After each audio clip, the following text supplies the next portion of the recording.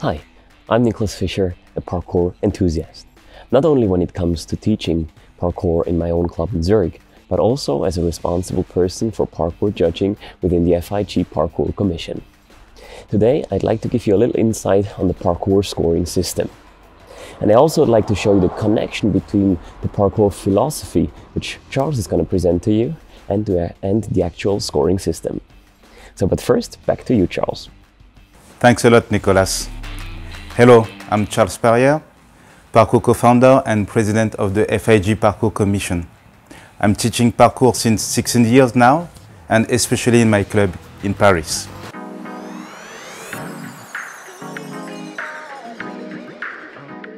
Let's start this seminar with some information concerning parkour competition. Over the past 10 years, the attraction of parkour practitioners for competition has grown steadily alongside the recreational practice.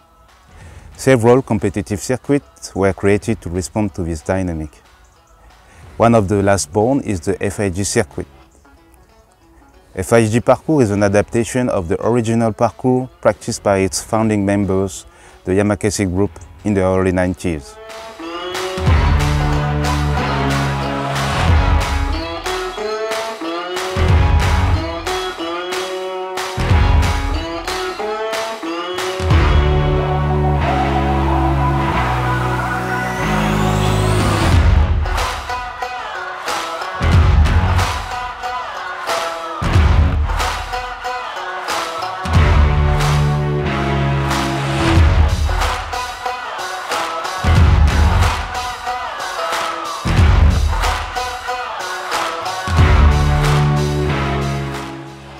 FIG Parkour competition offers two formats, Speed and Freestyle. Speed is an obstacle course where obtaining the best time is the main stake, while in Freestyle it is for the athletes to present the best possible choreographic performance whose content is guided by precise judgment criteria. We will come back in more detail to these criteria, which are the main subject of this seminar. It is also important to mention that this system was developed with the help of international experts in parkour, particularly in the field of judgment, but also over the time with comments shared by the athletes.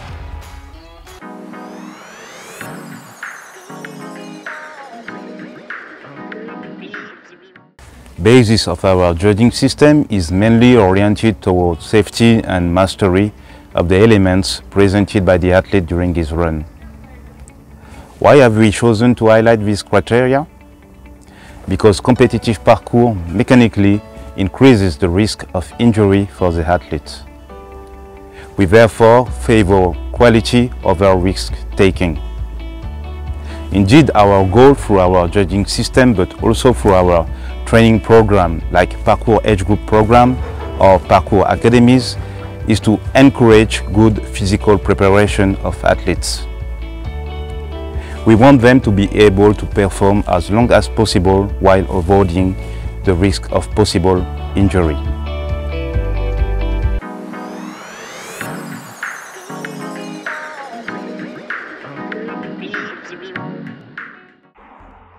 All right, let's have a closer look at the two disciplines in parkour. We have the parkour speed and the parkour freestyle discipline. When we're talking about parkour speed, we're having two people starting on two different lanes. So this is a video example on how it could look on a competition. So we are having two women here starting on two different lanes, so they stay within the white lines. This is the course they are allowed to use and trying to get as fast as possible from the start to the finish line. But how does the whole thing work? So first, the athlete is called by the speaker and will be asked by the start line and time judge if they are ready. They should place their bodies and feet behind the start line or on the start line. So the most important thing is that they don't trigger the laser yet.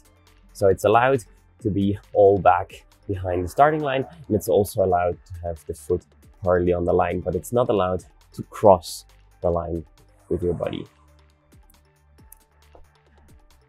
The start line and time judge gives an acoustic signal, for example, ready, set, go, and at the same time giving a visual signal for the athlete to start. At the start, the gun fires or another audio signal will be given. At this time, the timing starts. So let's also have a look at an example here.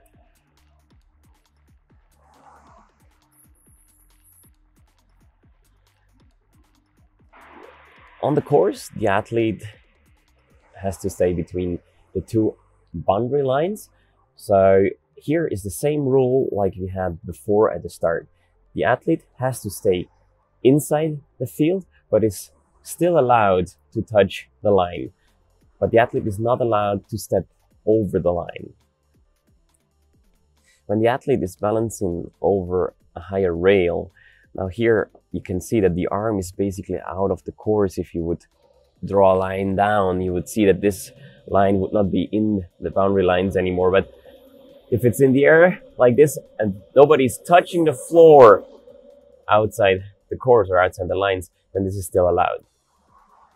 This is another case, since the lines are basically the outside of these obstacles on this competition course, this would not be allowed. Anyways, probably this athlete wouldn't get faster by climbing around the obstacle instead of jumping over. Checkpoints. On the course, there might be some checkpoints. So these are obstacles which have to be passed in a certain way. The most often is for the men's on the point of return. So the men's very often run one way 40 meters and then back. And while they have to return, there has to be a checkpoint. So for example, in these competitions, the men had to go over the rail in the way there, and on the way back, they had to go under the rail. Let's also see that here, over the rail, under the rail, maybe one more time in slow motion for a better view, over the rail on the way there, and on the way back, they had to go under the rail. So this is a checkpoint which was set here for this competition. For the timing is measured with the lasers, which are very precise. In case of a mistake, there will be a backup time measured with a manual chronometer. Parkour Freestyle. Let's also have a look here at a freestyle exercise from one of the last competitions. The athletes are allowed to use the full field of play here, so there are no outside lanes or lines. So the most important is that they stay on the course. This is the field of play, so you're not allowed to leave the field of play, but other than that, you're allowed to move freely as you wish.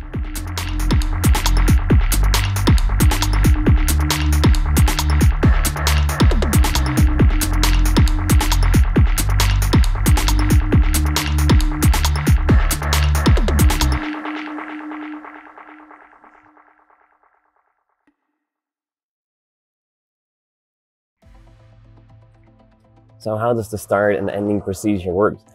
So for the freestyle, the athletes can use any place of the field of play on their discretion. So wherever they want to start, wherever they want to stop. They are starting on a signal, so most of the time they are showing some thumbs ups that they are ready to start, and the chair of the judges panel is doing the same, so they know they are allowed to start. After 60 seconds, there will be a warning that the athlete knows that 10 seconds are left. And of course, there's also a signal after 70 seconds. If the athlete is performing longer, there will be no difficulty scores counted anymore. But of course, the execution score is still counted.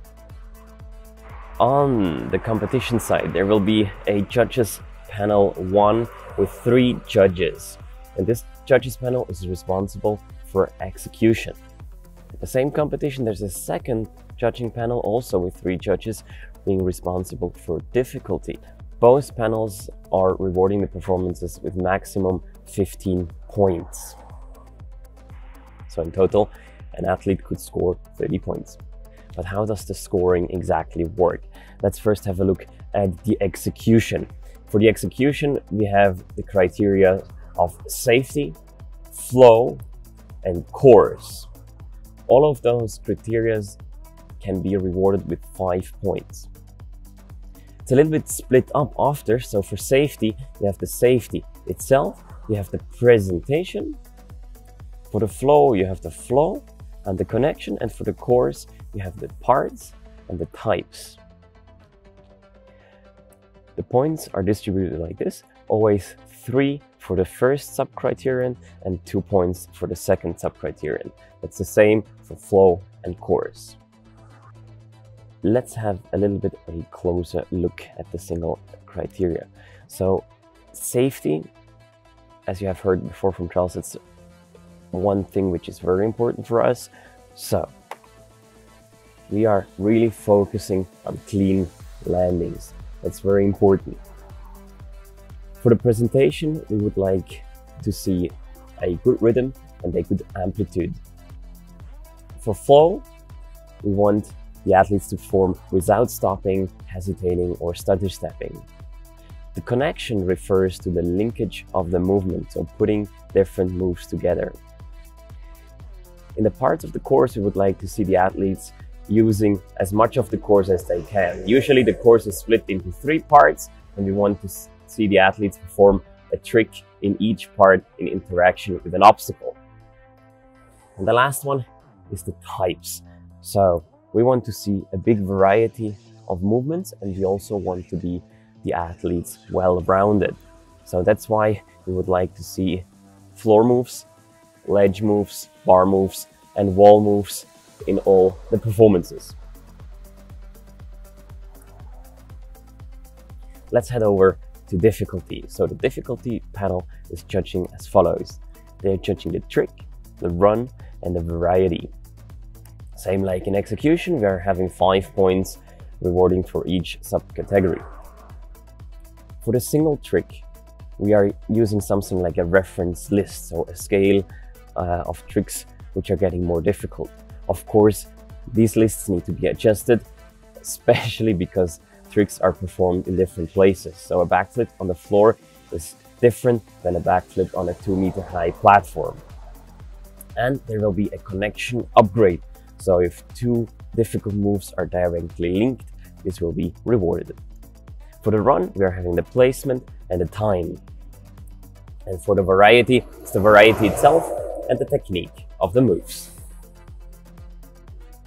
5 tricks straight for the single trick difficulty, and for the other 2 it's the same like we have seen in execution. 3 points for the first sub-criterion and 2 points for the second one. Let's also have a closer look here. The reference list I already mentioned. The placement refers also to the difficult tricks, so we would like to see where the athletes place their difficult tricks. Is there one at the beginning, is there one in the middle, and is there one at the end? And of course, putting the difficult tricks at the end of the performance, it's much more difficult physically. Time is also one thing Charles probably already mentioned, because it's really demanding a good physical condition. So as I wrote here, endurance is key. We want to be the athletes well-rounded, well-conditioned. So the time is being rewarded with 2 full points here, referring to the length of the full performance. The variety is asking again for a well-rounded athlete. So we would like to see different type of movements, as we have seen in execution, with different obstacles, but also the type of movement itself are important. So we would like to see parkour basics, like precision jump, like arm jumps, like climb ups, all this kind of things. We would like to see all rotation variations, so forwards, backwards, and sideways rotations. We would like to see twists, and we would like to see spins. And last but not least is the technique. So of course, we're having a close look as judges on the technique of this various type of movements. So that was it from my side for a quick insight into the world of parkour judging.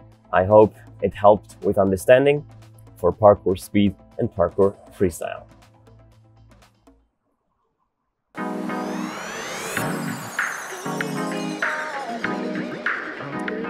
Whether you're a federation, a coach or an athlete, we hope that this presentation can help you to develop your sports project. Thank you for your attention. That was it about today's seminar. We'd like to say thank you and have a good day.